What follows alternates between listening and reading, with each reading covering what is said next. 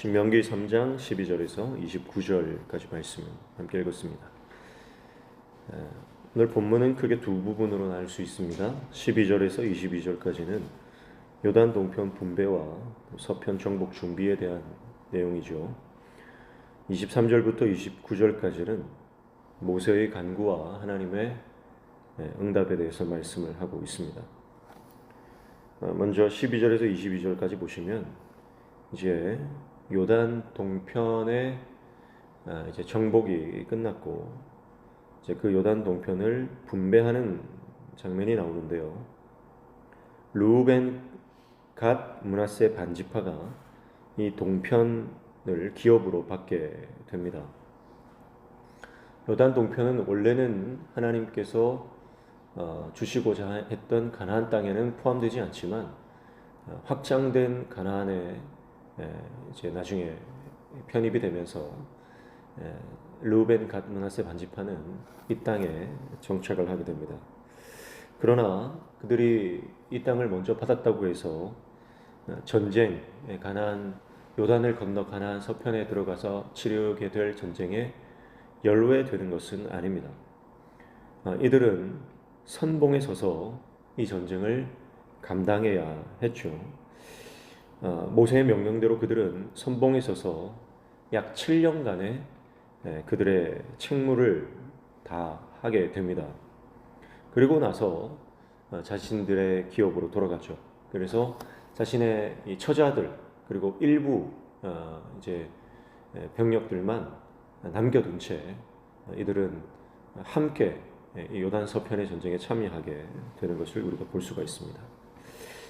자, 이미 이들은 기업을 받았어요. 이미 그들은 하나님의 약속의 땅을 기업으로 받았습니다. 그러나 그 받은 복을 특권으로 여기지 않고 주어진 책임을 끝까지 다 해낼 때 비로소 하나님께서 주신 기업, 하나님이 주신 복을 누릴 수 있게 되는 것입니다. 그래서 이것이 쉬운 일이 아니죠.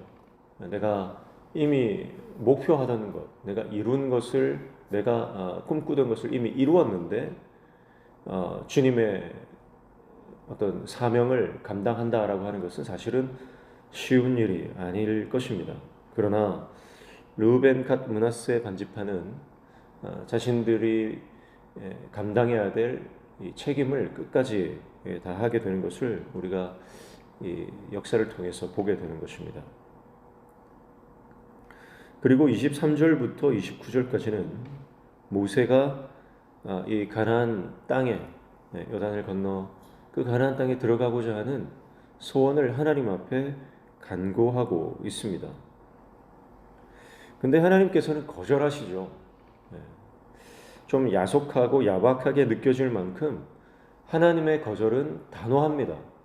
그리고 못 들어간다 이렇게 말씀하실 뿐만 아니라 다시는 얘기도 꺼내지 말라 그렇게 말씀하세요.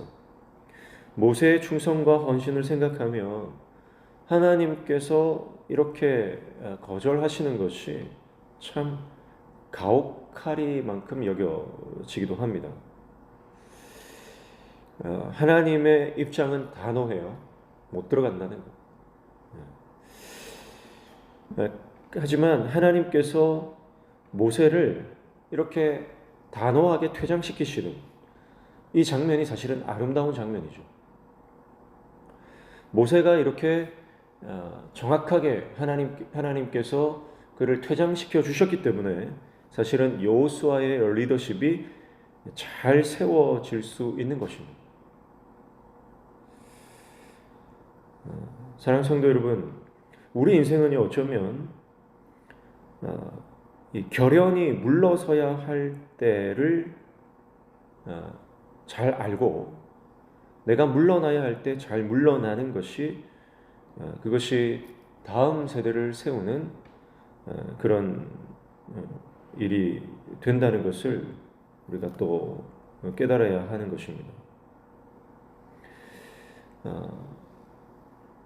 그래서 많은 부분에 보면 모세의 소원은 사실은 순수한 거 아닙니까? 모세는 단지 약속의 땅을 밟고 싶은 거예요. 그 땅을 직접 밟고 보고 싶은 거예요. 근데 하나님이 생각하실 때는요, 모세가 계속해서 그 땅을 건너가서 이 정확하게 리더십 이양이 되지 않으면 여호수아의 리더십에 대해서 문제가 생길 수 있다. 아마 이렇게 좀 판단하신 것 같습니다. 그리고 모세의 의도가 순수하다 하더라도 이스라엘 백성들 다음 세대 입장에서 봤을 때 그 모세의 순수한 의도가 또 곡해될 수도 있는 것이죠. 오늘날 한국 교회는 목회자들이 은퇴해야 할 때 은퇴하지 못해서 겪는 어려움을 많이 당하고 있습니다. 심지어는 교회법을 따르지 않는 경우도 많이 있죠. 자기가 잡고 있는 어떤 권력, 영향력 이것을 놓지 못할 때 공동체 안에 큰 어려움이 생기는 것을 우리가 볼 수가 있어요.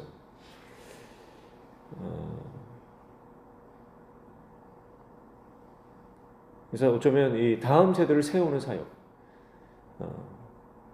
여호수아 세대를 하나님께서 그 여호수아에게 맡기시기 위해서 가장 먼저 해야 되는 것이 모세의 리더십을 내려놓게 하시는 것이죠.